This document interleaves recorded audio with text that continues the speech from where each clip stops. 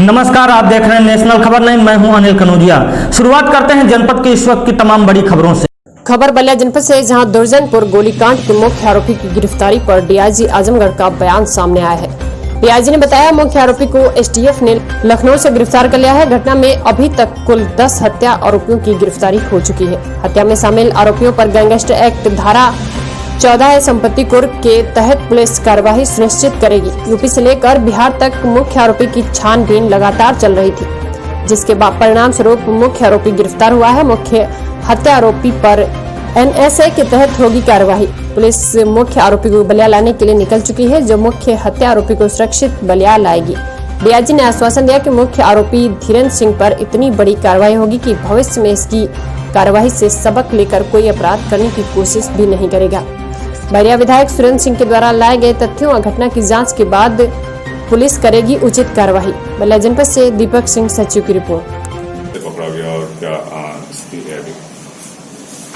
रेवती थाने के दुर्जनपुर गांव में जो दुर्भाग्यपूर्ण हत्याकांड हुआ था, उसके मुख्य आरोपी धीरेन्द्र सिंह को लखनऊ से एसटीएफ ने गिरफ्तार किया है, ऐसी सूचना मिली है। पुलिस उसको लखनऊ से लाएगी। इसके अलावा इस हत्याकांड में कुल नामजद 8 आरोपी थे, जिनमें से 2 को पुलिस ने घटना के अगले दिन गिरफ्तार कर लिया था। शेष बचे 6 अभियुक्तों में से 3 की गिरफ्तारी आज हुई थी। इन सभी 6 अभियुक्तों पर मेरे द्वारा परिक्षेत्र स्तर से 50,000 का पुरस्कार 2 दिन पहले किया जा चुका था।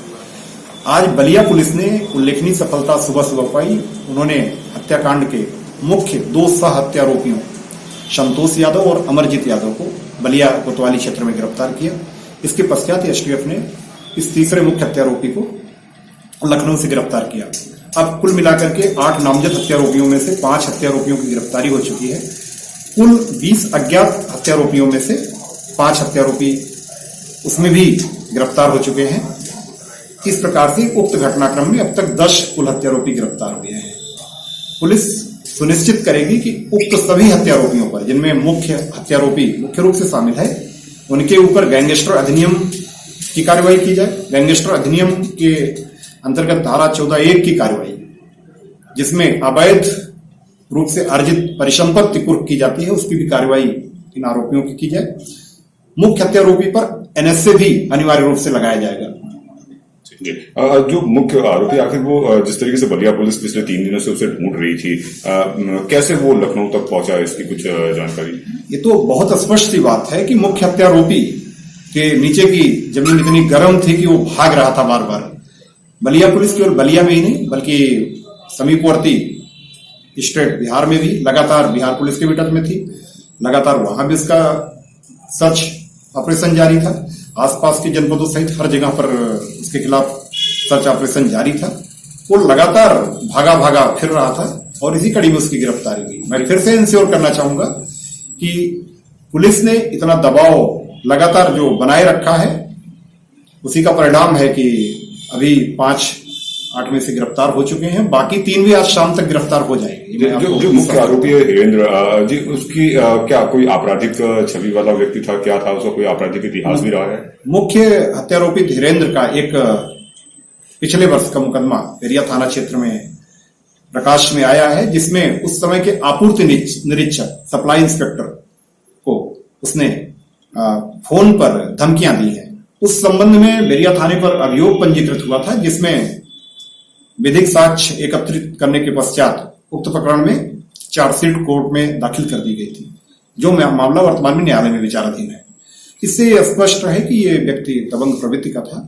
निश्चित रूप से अब इसकी पीछे की आपराधिक गतिविधियों सहित वर्तमान घटनाक्रम सहित सारे तथ्यों को देखते हुए ऐसी नजीर वाली कार्रवाई की जाएगी कि भविष्य में दूसरे लोग इससे नसीहत लेकर के अपराध कारित करने की संभावना से सोच करके भी काम उठे। तो सर, क्या उसे आज बलिया लाया जाएगा? बलिया कोर्ट? बलिया पुलिस उसको लेने के लिए निकल चुकी है। हम उम्मीद करते हैं कि बलिया पुलिस को लखनऊ पहुंचने में जितना देर लगेगा, वहां से वो लेकर के बलिया निकल देगी कल सुबह तक या देर रात तक। तो यहाँ पर सुरक्षा के तौर पर क्या व्यवस्था की जाएगी? क्योंकि रास्ते में जिस तरीके की लंबी दूरी है, इसके लिए आप निश्चिंत रहिए, कोई दिक्कत नहीं होगी।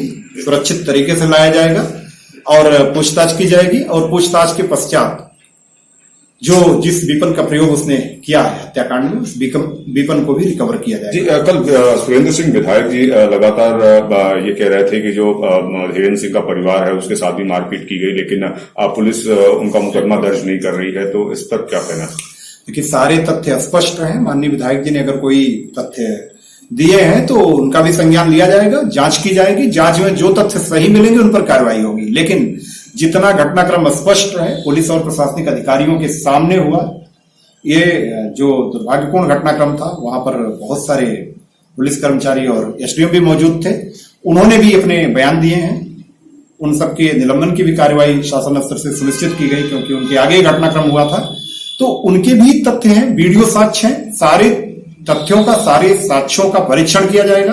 परीक्षणोपरांत जो भी सही तथ्य प्रकाश में आएंगे, उनके सारे तथ्यों को विचार करके कार्रवाई की जाएगी। माननीय विधायक जी जो भी तथ्य संज्ञान में लाएंगे, पुलिस गहनता से, गंभीरता से संज्ञान में लेते हुए उनकी जांच करेगी, और जांच में जो तथ्य सामने आएंगे उनके आधार पर कार्रवाई। सर, अंत में सर, इस पूरे मामले में कितने नामजद थे, कितने अज्ञात थे और कितनी गिरफ्तारियां हुई? बस उक्त दुर्जनपुर हत्याकांड में कुल 8 नामजद हत्यारोपी और 20 अज्ञात हत्यारोपी थे। 8 नामजद हत्यारोपियों में से मुख्य हत्यारोपी सहित 5 हत्यारोपी गिरफ्तार किए जा चुके हैं। 20 अज्ञात हत्यारोपियों में से 5 अज्ञात हत्यारोपी सुसंगत साक्ष्यों के आधार पर, वीडियो साक्ष्य के आधार पर गिरफ्तार किए जा चुके हैं। इस प्रकार से कुल 10 हत्यारोपी अब तक गिरफ्तार हो चुके हैं। 3 नामजद हत्यारोपी और 15 अज्ञात हत्यारोपी अभी भी पुलिस के अपने परीक्षण के दायरे में है। 3 जो नामजद हत्यारोपी हैं, हम उम्मीद करते हैं शाम तक गिरफ्तार हो जाएंगे।